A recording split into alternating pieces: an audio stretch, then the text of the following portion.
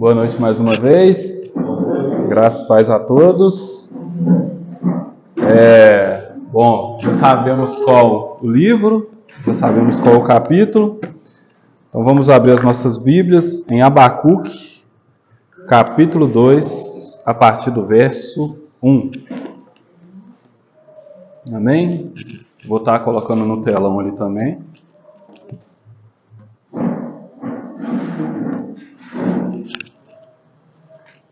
Porque fica mais fácil para alguns irmãos acompanhar.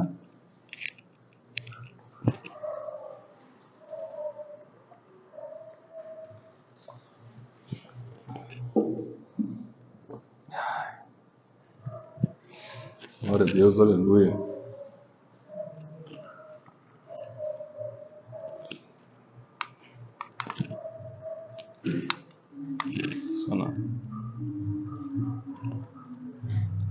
Abacuque, um dos profetas menores.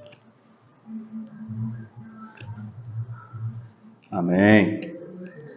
Então vamos à leitura do texto. Está escrito assim: sobre a minha guarda estarei...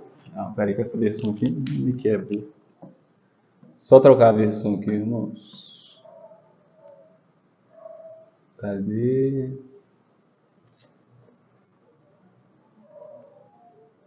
É essa mesmo. Aqui. Pronto, é isso mesmo. Acabou que não trocou, mas tá bom. Ficarei no meu posto de sentinela e tomarei posição sobre a muralha. Aguardarei para ver o que o Senhor me dirá e que resposta terei a minha queixa. Amém? Somente até aí, não fechar a Bíblia. Ou pode fechar também, já que a gente vai acompanhar aqui no projetor, né? Fica mais fácil. Vamos ao Senhor em oração? Senhor, meu Deus e meu Pai, obrigado, Senhor, pelo seu amor, pela sua misericórdia e pela sua mão sobre as nossas vidas, Senhor. Senhor, que o teu amor, meu Pai, venha nos mudar essa noite, venha nos transformar nessa noite, Senhor. Que seja feita a tua vontade, meu Pai, sobre as nossas vidas, Senhor. Que o Senhor venha guiar, meu Pai, o pregador dessa noite, que o Senhor venha cuidar dele, meu Pai, nessa noite, que seja feita a sua vontade, meu Pai, o seu desejo sobre as nossas vidas, Senhor. Que a sua palavra seja ministrada corretamente, Senhor, e que nós venhamos compreender, meu Pai, o que o Senhor quer conosco nessa série, meu Pai. Então fica à vontade neste lugar, fica à vontade nesse ambiente e fica à vontade no nosso meio, Senhor. Muito obrigado por esse privilégio, Senhor. Amém. Glória a Deus. Então a gente está nessa série no livro do profeta Abacuque. São 3 capítulos, então serão 3 ministrações, não vai ser algo prolongado, algo longo. O dia que o Girlan for fazer uma série em Salmos, 30 anos, vou ser 30 anos ministrando Salmos, porque é enorme. Mas o bom dos profetas menores é isso, que é uma coisa rápida, não é cansativa, e a gente aprende muito, porque nos profetas menores há muita coisa boa, há muita coisa a se aprender. E na semana passada, na última quarta, a gente caminhou pelo capítulo 1 de Abacuque. A gente leu esse mesmo versículo para começar a ministração. E a gente terminou nesse versículo aqui. Mas a gente deu uma boa lida e deu uma boa caminhada no capítulo 1 de Abacuque. Para os que não se lembram, os que não estavam aqui na semana passada, no capítulo 1 de Abacuque, eu mencionei que Abacuque ele é um profeta que Deus não chamou ele e disse para ele fazer algo. Não. Abacuque chamou Deus e se queixou a Deus sobre as dores dele. E qual que eram as dores de Abacuque? As dores de Abacuque eram a idolatria, era a violência, era a injustiça e era a maldade que ele via todos os dias. E ele via violência, ele via injustiça, ele via idolatria, ele via todas essas coisas erradas. E ele cria num Deus, ele acreditava em um Deus que era totalmente o oposto dessas coisas. Então eu vejo essas coisas, mas Deus é o contrário dessas coisas. Então como que pode coexistir a maldade e um Deus que é 100% bom? Então Abacuque ele chega em Deus porque ele quer descobrir isso e principalmente porque ele quer que Deus mude a situação atual ao qual ele estava. E aí ele ora a Deus, ele pergunta a Deus, Senhor, até quando eu vou ter que ver maldade? Até quando eu vou ter que ver injustiça? Senhor, até quando as coisas continuarão dessa maneira? Até quando o mundo vai caminhar dessa maneira? E até quando os meus olhos terão que enxergar as coisas dessa maneira, Senhor? Então ele vai ao Senhor procurando mudança. E aí o Senhor responde a Abacuque. E quando o Senhor responde a Abacuque, o Senhor diz, Abacuque, vai acontecer algo que se fosse dito a vocês, se fosse dito às pessoas que estão com você, vocês não acreditariam. Eu enviarei a Babilônia. E aí Abacuque olha, fala, Senhor, a Babilônia é pior do que as coisas que eu vejo. Aqui em Israel tem violência, tem idolatria, tem várias coisas erradas, mas a Babilônia é muito pior do que essas coisas que eu vejo. Então, que solução é essa, ao qual é pior do que a causa para essa solução? Que solução é essa que é pior do que tudo que eu vejo? E aí, finaliza o capítulo 1 com Abacuque falando com o Senhor, fazendo uma analogia, né, sobre a Babilônia, usar redes para conquistar homens, para matar os homens, e ele fala que estão destruindo sem misericórdia as nações.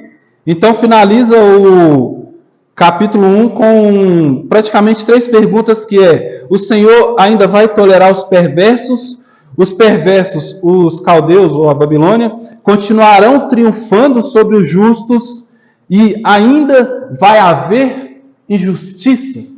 Então o capítulo 1 caminha, entre aspas, com essas 3 perguntas, porque elas não estão descritas da forma que eu mencionei aqui, mas são essas 3 perguntas que estão ferindo o profeta, que estão machucando o profeta. E aí, no capítulo 2, começa com ele dizendo: eu permanecerei no meu posto de sentinela e tomarei posição sobre o baluarte. Aguardarei para ver o que ele me dirá e que resposta terei à minha queixa. Que resposta eu vou ter sobre se o Senhor ainda vai tolerar os perversos? Que resposta eu terei se a Babilônia vai continuar triunfando sobre os justos? E que resposta eu terei se ainda vai haver injustiça no mundo? Então eu aguardarei essa resposta no meu posto de sentinela. Então, como eu disse semana passada, Abacuque ele era um homem de oração. Abacuque ele era um homem que conversava com Deus e que falava com Deus. E ele era um homem que tinha paciência de esperar a resposta de Deus. Então ele ia ficar ali, ele ia permanecer ali até que Deus respondesse esses questionamentos dele. Não é: Senhor, eu estou te fazendo uma pergunta, se o Senhor responder bem, se o Senhor não responder bem também, minha vida segue, eu vou caminhando e tudo bem. Não, eu vou permanecer até que haja resposta. Eu vou continuar nesse lugar até que o Senhor me responda, até que o Senhor me diga, até que o Senhor cale a aflição da minha alma. E nós devemos ser da mesma forma, irmãos. Porque muitas pessoas têm vários desejos acerca de Deus. Imagina uma mãe que tem um filho que está nas drogas. Ela quer uma resposta de Deus sobre essa situação e o que Deus vai fazer acerca dessa situação. E há vários outros exemplos lá fora. Porém, não adianta só perguntar. Nós temos que permanecer. Quantas pessoas não entram na igreja, não entram neste lugar, não entram nesse ambiente com respostas, com dúvidas e com confusões, mas não permanece? E se não permanece, como vai ouvir a resposta de Deus? Como vai ouvir o que Deus tem a dizer sobre aquilo? Porque pode ser que eu pergunte a Deus agora e Deus me responda agora. Mas pode ser que eu pergunte a Deus agora e Deus me responda 20 anos depois. Mas Ele vai me responder. Eu, que converti mais ou menos com uns 22 anos, eu sempre acreditei que existia uma igreja bíblica. Que existia uma igreja ao qual o Evangelho seria ministrado de maneira poderosa e de maneira gloriosa. E eu sempre falei: Deus, não é possível que eu tenha que ir para Belo Horizonte para me congregar numa igreja bíblica. Não é possível que eu tenha que ir para outro lugar para me encontrar uma igreja bíblica, que eu tenha que ficar assistindo ministrações no YouTube até encontrar uma igreja bíblica. E hoje eu estou com 8 anos depois, uma igreja bíblica. Agora, se eu não tivesse permanecido, eu ficaria somente na reclamação, somente no lamento, somente na queixa. Mas porque permaneci, foi respondida a minha dúvida. E igual vários irmãos aqui que têm as suas dúvidas, todos nós temos as nossas dúvidas, todos nós temos as nossas aflições nas nossas almas. Irmão, permaneça. Continue caminhando, continue orando, continue questionando, continue falando com Deus, porque a resposta vai vir uma hora ou outra. Ou ela já até veio, basta prestar um pouquinho de atenção. Às vezes Deus gosta de uns enigmas, né? A gente fica assim, eita. A gente parece o tolo, né? Que está escrito lá em Provérbios. Mas então ele permaneceu até a resposta. E aí o Senhor responde sobre essa queixa dele. O Senhor responde sobre aquilo. Então o Senhor me respondeu: escreva claramente a visão em tábuas para que se leia facilmente, pois a visão aguarda um tempo designado. Ela fala do fim e não falhará, ainda que demore. Espere, porque ela certamente virá e não se atrasará. Então o que o Senhor está falando, Abacuque? É o seguinte: você tem essas dúvidas, você tem essas queixas, você tem essas perguntas, você tem esses pontos de interrogação na sua alma. Abacuque, não é só você que tem. Não é só você que tem. Outros têm junto de você, e várias pessoas com o decorrer do tempo vão ter essas dúvidas. Várias pessoas ao decorrer do tempo vão ter dúvidas sobre justiça, injustiça, sobre o bem, sobre o mal e sobre a ação divina, sobre essas coisas e sobre a ação divina, sobre o cumprimento da justiça e da bondade. Então, Abacuque, escreva claramente o que eu vou te falar.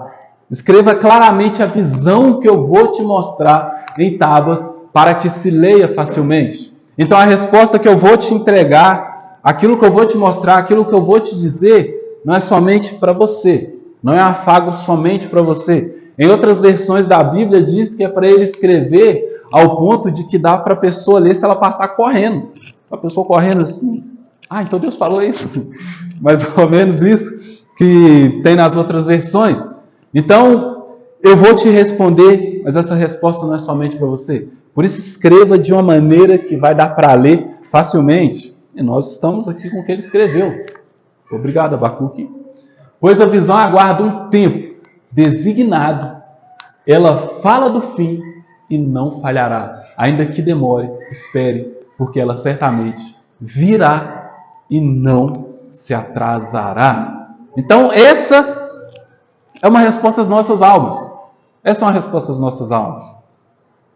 Que essa visão, ela tem um tempo designado para ela acontecer. Não vai acontecer de uma hora para outra. Deus não joga dados. Se der 6, eu faço. Se não der, ele vai ter que aguardar. Não. Tem um tempo designado. Como está lá em Eclesiastes, há o tempo certo para todas as coisas. Deve ter falado todo errado, né? Mas há um tempo certo para isso acontecer. Não é no tempo que o Luquésio quer. Porque se dependesse do tempo do Luquésio, nossa, já tinha acontecido tudo. Não ia estar faltando nada. Né? Se dependesse do tempo de várias pessoas aí fora, o mundo já tinha até acabado já. Nossa, eu trago um apocalipse. Eu quero subir para o céu logo. Então, existe um tempo designado para isso acontecer. Se dependesse dos judeus, o Messias tinha vindo muito tempo antes. Jesus tinha vindo muito tempo antes. Mas existe um tempo designado. Existe um tempo certo para as coisas acontecerem.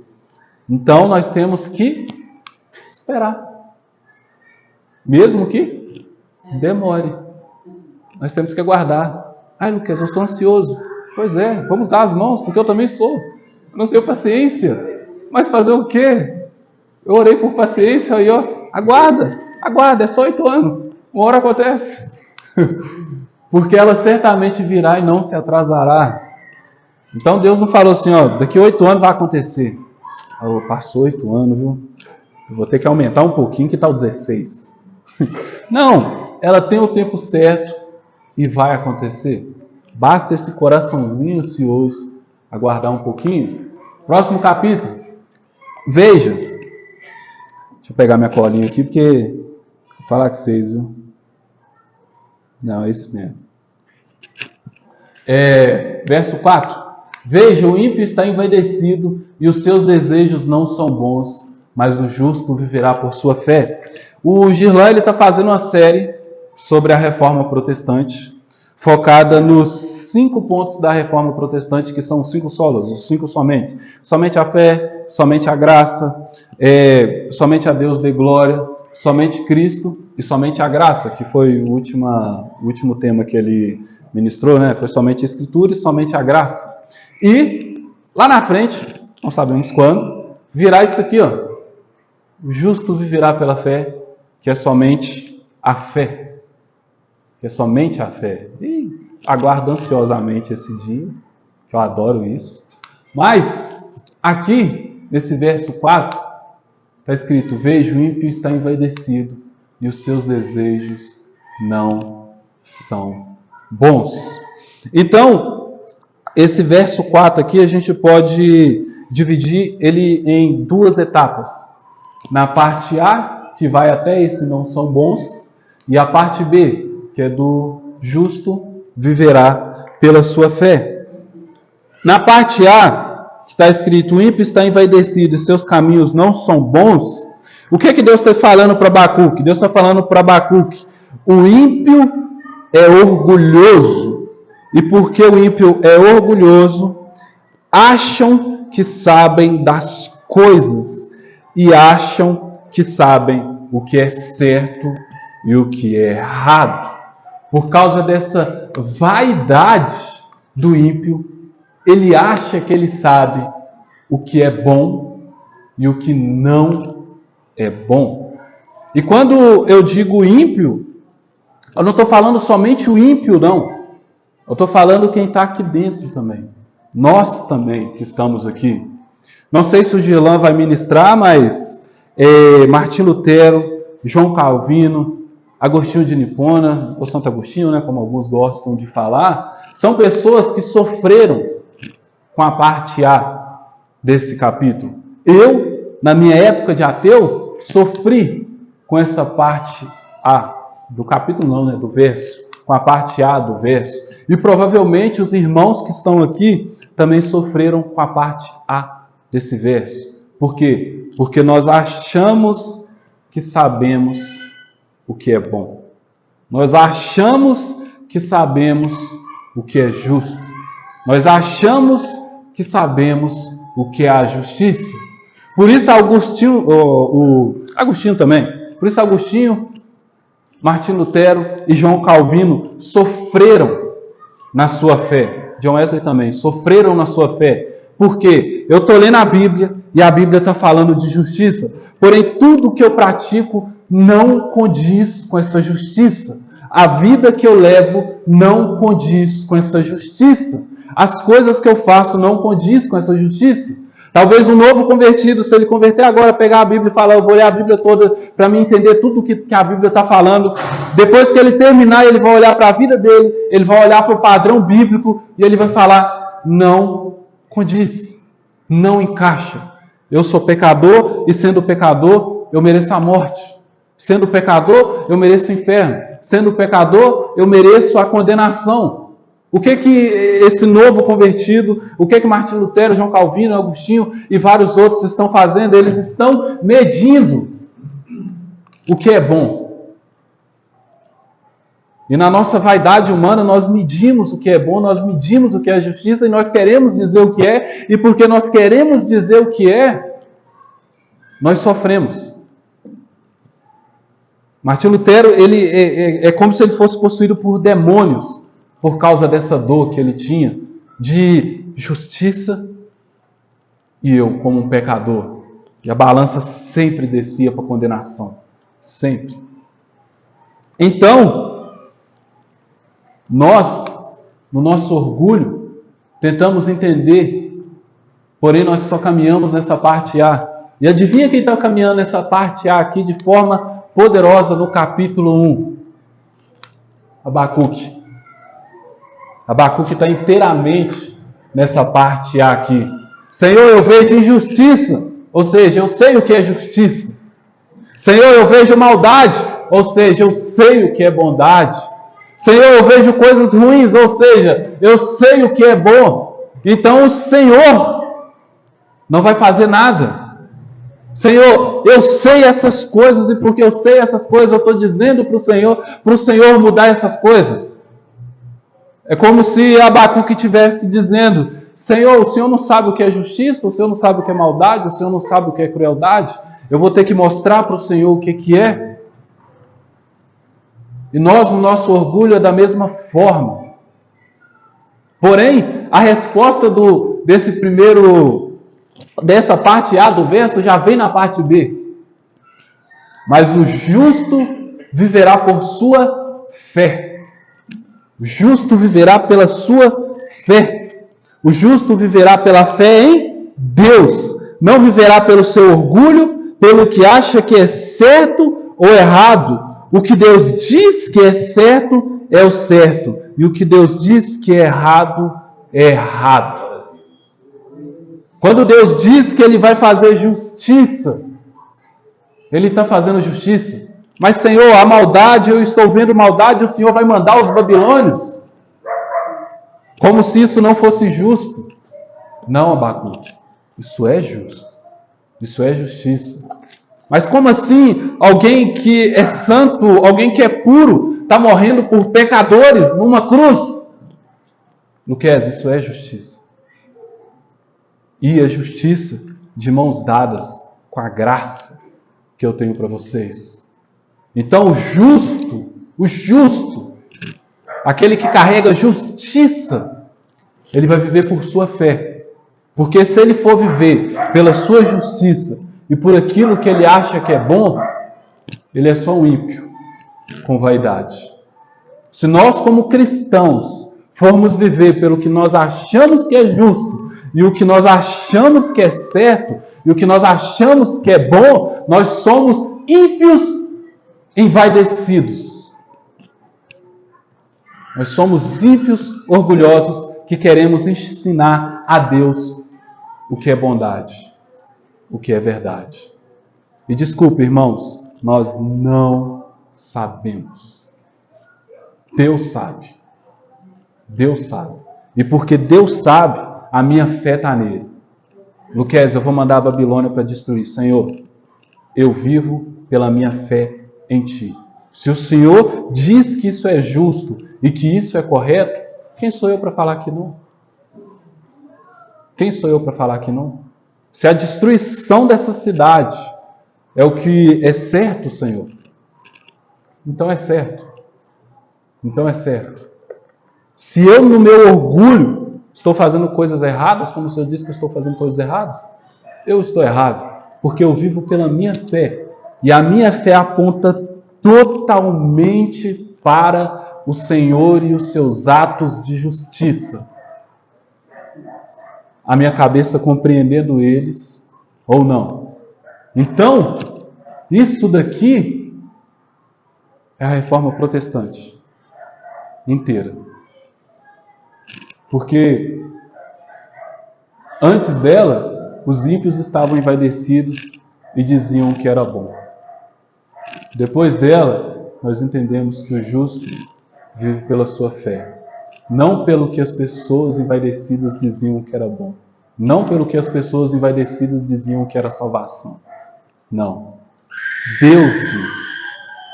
Eu não digo nada. Eu só ouço. Nem pitaco eu dou, porque... Amém? Por isso que eu aguardo ansiosamente, né, pelo Sola Fide, Sola Fé, porque é um tema maravilhoso. Maravilhoso. Amém? Isso aqui já está para terminar a série de Abacuque, viu, irmãos? Verso 5. De fato, o vinho é traiçoeiro e o ímpio é arrogante e não descansa. Ele é voraz como a sepultura e como a morte nunca se satisfaz. Ele apanha para si todas as nações e ajunta para si todos os povos. A voz está me abandonando.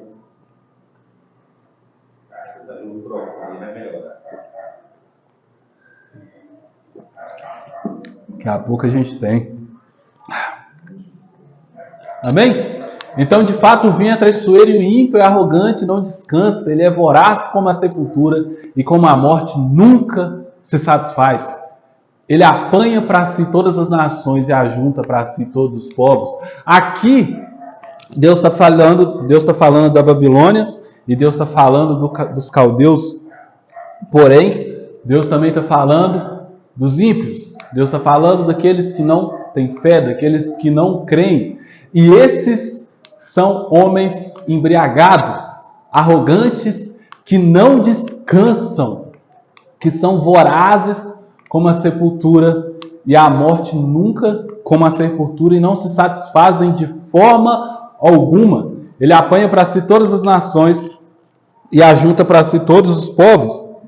É voraz e busca somente para si mais e mais, e quando tem, não se sente satisfeito, e assim busca mais e mais e mais. Assim é o ímpio. Assim eram os caldeus e assim era a Babilônia. Pessoas que queriam para si, que queriam para si, que queriam para si, e que nunca se satisfaziam. Nunca, nunca, nunca. E o ímpio, às vezes, lá fora, tem os seus desejos e nunca satisfaz nos seus desejos. Nunca se satisfaz nas suas festas, nunca se satisfaz nos seus vícios, nunca se satisfaz nas coisas que ele faz. Nunca. E às vezes até a gente tem essa dificuldade de ter uma satisfação nas coisas que nós fazemos. Sempre querendo mais, sempre ansiando mais, sempre desejando mais. Então nós podemos entender que esse ímpio, que esses caldeus, que essa Babilônia são vorazes e eles nunca se satisfazem. Nunca se satisfazem. Estão sempre devorando e devorando e devorando. E nesse capítulo 5 aqui, é legal que agora, daqui para frente, o Senhor, ele fala qualidades, né? Qualidades, não é a palavra que eu quero, mas isso. O Senhor fala das qualidades, não é qualidades, né? Mas ele fala sobre... Ai, Jesus, não lembro a palavra. Tá, ele fala sobre as qualidades, que não são qualidades, mas é porque eu não tenho outra palavra agora, né? Ele fala sobre as qualidades do ímpio, né? Dos babilônios, e logo na frente o Senhor traz as consequências para isso.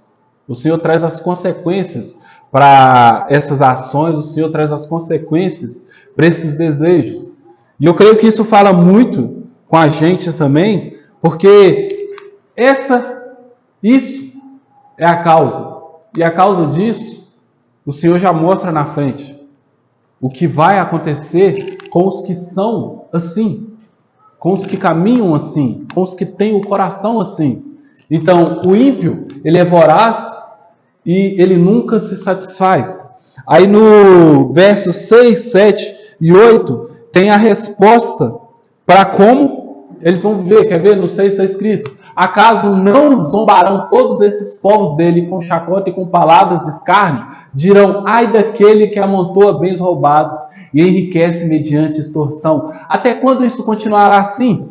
Ou seja, até quando esse ímpio ele vai continuar fazendo coisas ruins para se satisfazer e nunca se satisfazer? Até quando essas ações erradas vão continuar? Até quando o ímpio vai permanecer dessa forma? E trazendo para a gente até quando permaneceremos sem encontrar satisfação naquele que nós devemos encontrar satisfação e viveremos uma vida de voracidade, comendo, comendo, comendo, comendo, comendo. Até quando? Até quando isso vai continuar assim? No verso 7, não se levantarão de repente os seus credores, não se despertarão os que o fazem tremer, agora você se tornará vítima deles. Então você causou dor, você causou morte, você causou violência, você causou coisas ruins. Beleza? Até quando você acha que você vai continuar causando essas coisas? Até quando você acha que você vai continuar caminhando dessa forma? E vai acontecer que tudo aquilo que você causou vai voltar para você. Os seus credores voltarão, eles vão se despertar e você vai tremer, e você vai se tornar a vítima deles, de opressor para vítima, daquele que causa dor para aquele que vai sentir dor. No verso 8, porque você saqueou muitas nações, todos os povos que restaram o saquearão, pois você derramou muito sangue humano e cometeu violência contra a terra, contra as cidades e todos os seus habitantes. Então aquilo que você fez, você vai receber.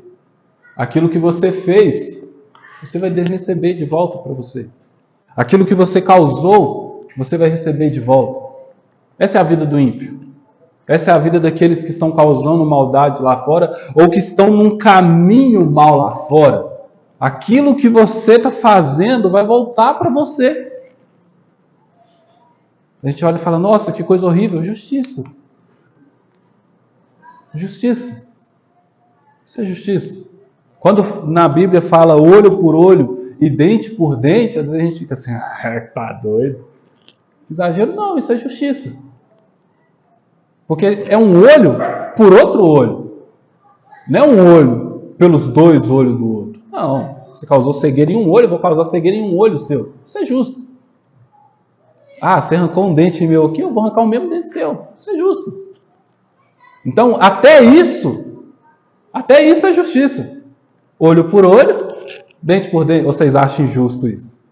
Claro, não acontecendo com a gente, né? Tô brincando. Mas isso é justiça. Isso é justiça. E aqui, do verso 5 até o verso 8, é a justiça acontecendo. Você fez e agora você recebe. Mas até quando você vai continuar fazendo? Até quando você vai continuar caminhando dessa forma e seguindo essas coisas? Esses versos são a consequência da arrogância desse povo, da sede que não se satisfaz, e a justiça sendo feita sobre esse povo. Justiça sobre os caldeus, sobre os babilônios, sobre o ímpio. No 9, está escrito assim, ai daquele que obtém lucros injustos para a sua casa, para pôr seu ninho no alto e escapar das garras do mal. Você tramou a ruína de muitos povos, envergonhando a sua própria casa e pecando contra a sua própria vida. Então aqui, lá estava falando sobre a voracidade, sobre esse povo que não se satisfazia. Aqui agora já está falando sobre a ganância deles. Sobre a ganância, sobre o desejo de ter mais. São lucros injustos, gananciosos, buscando lucro de maneira injusta sobre outros, envergonhando a sua casa e pecando contra a sua própria vida. E quando nós somos gananciosos, é isso que acontece. Nós pecamos contra a nossa própria vida. Contra a nossa própria vida. No 10, no 11, né? Pois a pedra clamará da parede e a viga responderá do madeiramento contra você. Aquilo que você está fazendo vai voltar contra você. Ai daquele que edifica uma cidade com sangue e a estabelece com injustiça. Então, no 9, do 9 até o 11, está falando sobre a ganância. Agora o 12. Edifica uma cidade com sangue e a estabelece com crime. Está falando sobre a crueldade e a violência do povo agora. Que edifica uma cidade com sangue e a estabelece com injustiça. Acaso não determinou o Senhor dos Exércitos que o trabalho dos povos seja somente para satisfazer o fogo e que as nações se afadiguem em vão? Então aqui está falando sobre a crueldade desse povo para construir a sua cidade. Porém, o trabalho dos povos é para satisfazer somente fogo. Ou seja, é algo em vão, é algo passageiro, é algo que simplesmente se esvai. Lembra do Império Romano? Cadê? O Império Babilônio? Cadê? O Império Assírio? Cadê? Sabe o que aconteceu com cada um deles? Satisfez o fogo. Simplesmente isso. E vários impérios e vários governos poderosos com o passar do tempo, foi só para isso, para satisfazer o fogo. As nações se afadigam em vão. Então, aqueles governos que querem sobrepor sobre tudo, você só está se cansando, meu companheiro. Você só está se cansando. E às vezes trazendo para o nosso cotidiano, igreja, aqueles que querem estar acima de todos, está só se cansando. Está só se cansando. E talvez as obras deles serão somente por fogo. Somente por fogo. Porque tem o joio e o trigo. Isso aqui, ó, é o joio. O joio que está acima, que está sobre todos. E ele, sinceramente, fogo eterno sobre ele. Deixa eu não ficar esperto, não abrir o olho dele. No 14, mas a terra se encherá do conhecimento da glória do Senhor, como as águas cobrem o mar. Então você está tentando edificar a sua cidade, e para edificar a sua cidade, você está derramando sangue, você está colocando injustiça nisso, trazendo para aqueles povos, trazendo para a igreja, você está querendo fazer algo poderoso, e para fazer algo poderoso você não está se importando com as pessoas que estão aqui dentro, com as pessoas que estão próximas, e você está causando injustiça nesse ambiente. Você está simplesmente se cansando e as suas obras vão para o fogo, não valem nada. Mas a terra se encherá do conhecimento da glória do Senhor.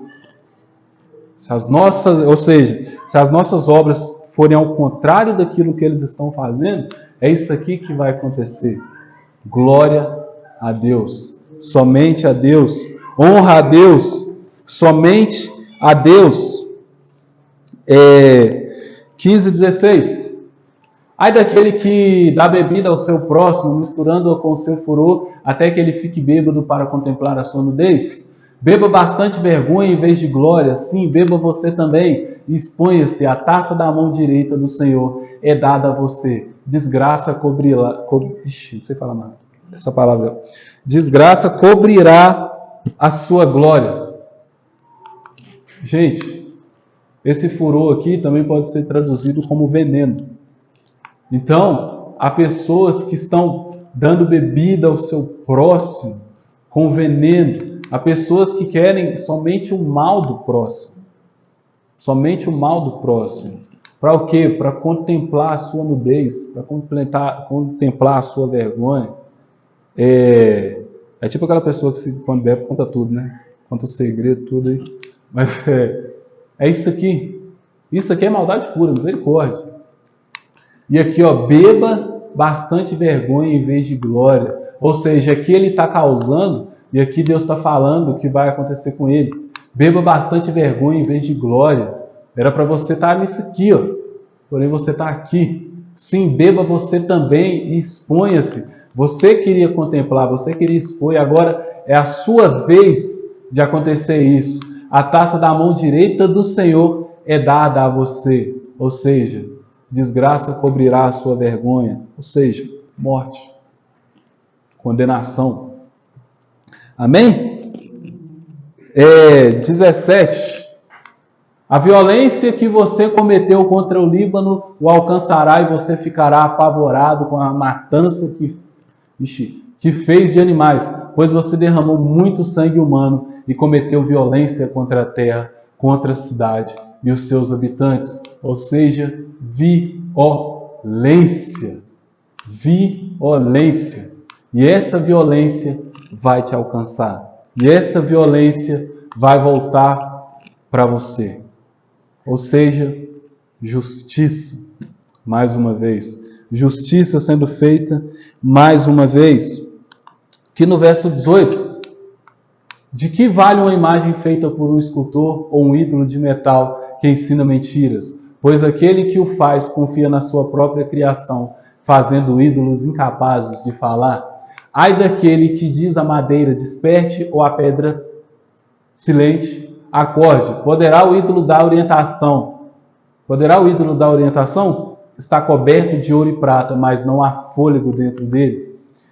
O Senhor, porém, está no seu santo templo. Fique em silêncio diante dele toda a terra. E aqui o Senhor está falando sobre a idolatria. Aqui ele está falando sobre aqueles que fazem os seus ídolos de madeira, que fazem os seus ídolos de pedra, fazem os seus ídolos de gesso, tanto faz, e clamam a esses ídolos. Porém, esses ídolos estão cobertos de ouro, estão cobertos de coisas valiosas, porém não tem fôlego dentro deles, ou seja, não há vida. Você está conversando com pedra e com madeira, meu camarada. Mas o Senhor, Ele está no seu santo templo. Então que a terra fique em silêncio diante dele. Então, irmãos, olha para você ver, eu não passei a folha. Então, irmãos, esse é o capítulo 2 de Abacuque. E o capítulo 2 de Abacuque, ele foca somente em uma coisa. Somente em uma coisa. A reclamação do capítulo 1 de Abacuque é justiça. É justiça. Justiça em meio à violência, em meio à morte, em meio a tantas outras coisas. O capítulo 2 apresenta essa palavra poderosamente, justiça. E o capítulo 2, ele mostra todas as reclamações de Abacuque. Cada um desses pontos que a gente passou, que seria do verso 2 a 8, voracidade, do verso 9 a 11, ganância, do verso 12 ao 17, crueldade, do verso 18 ao 20, idolatria. Então, essas 1, 2, 3, 4, eu podia ter contado antes, né? Essas 4 coisas são 4 reclamações do capítulo 1. Então o Senhor falou, tá bom, Abacuque, eu vou responder esse capítulo 1 agora. E ele apresenta as 4 coisas, e ele apresenta as consequências para essas 4 coisas, e ele finaliza dizendo quem está acima de tudo. E porque ele está acima de tudo no teu santo templo, fique em silêncio diante dele toda a terra, porque ele está agindo, ele está fazendo, e ele vai continuar fazendo. Então o capítulo 2, ele é um capítulo difícil de digerir. Ele é um capítulo difícil de digerir. Você toma daqui, toma de lá. É justiça, justiça, justiça, justiça, justiça. Porém, na semana passada a gente estava clamando por isso. A gente estava pedindo por isso. Então, esse capítulo 2, ao invés de causar um incômodo na gente, deveria trazer um sorriso aos nossos rostos. Senhor, eu questionei tanto e realmente a sua resposta ao meu questionamento veio. Eu compreendi tudo? Nossa, quem me dera. Porém, a sua resposta veio. E agora eu entendi aonde o Senhor está. Agora eu entendi que o Senhor está acima de tudo. E porque o Senhor está acima de tudo, Senhor, dessa vez eu fico até em silêncio. Porque eu sei que o Senhor está fazendo a tua santa obra. Então, irmãos, o capítulo 2 é maravilhoso. Igualmente, o capítulo 1 é maravilhoso, mas o capítulo 2 é surreal. E na semana que vem, capítulo 3. Amém? Vamos orar? Eleve seu pensamento aos céus. Começa a falar com Ele. Senhor, meu Deus, meu Pai, muito obrigado, Senhor, pela sua santa palavra, Senhor. Senhor, muito obrigado, meu Pai, pela sua misericórdia, Senhor. Muito obrigado, Senhor, pela sua graça, mas também, Senhor, muito obrigado pela sua justiça, meu Deus. Senhor, obrigado pela sua resposta, meu Pai, em meio a tanta confusão, Senhor. Senhor, obrigado pela sua resposta, meu Pai, em meio a tanta injustiça, Senhor. Senhor, agora eu entendi que o Senhor está agindo sim, meu Pai. Se no capítulo 1 eu não via isso, meu Pai, no capítulo 2 agora eu enxergo isso claramente, meu Pai. Oh, Senhor, obrigado, meu Pai, pela tua mão, pela tua misericórdia, meu Pai. Obrigado, Senhor, pelas coisas boas, meu Pai, que o Senhor faz, Senhor. E obrigado, Senhor, pelo Senhor, meu Pai, estar no controle de tudo, meu Pai, no controle de tudo, meu Pai. E, Senhor, é como eu aprendi hoje, meu Deus. Eu não vou viver, meu Pai, pelo que eu acho que é bom. Eu não vou viver pelo que eu acho que é certo, meu Pai. Eu não vou viver, meu Pai, envaidecido no meu orgulho, meu Pai, de saber as coisas. Não, meu Deus. Eu vou viver pela fé, meu Pai. E eu vou viver pela fé em Ti, meu Pai. Porque é isso que me move, meu Pai. E é isso que me guia, meu Pai. E é isso que eu quero que guie a minha vida, meu Pai. Todos os dias, meu Deus, daqui para frente. Senhor, muito obrigado por tudo. Muito obrigado pela tua palavra. Muito obrigado pela tua misericórdia, meu Pai. Amém. Amém.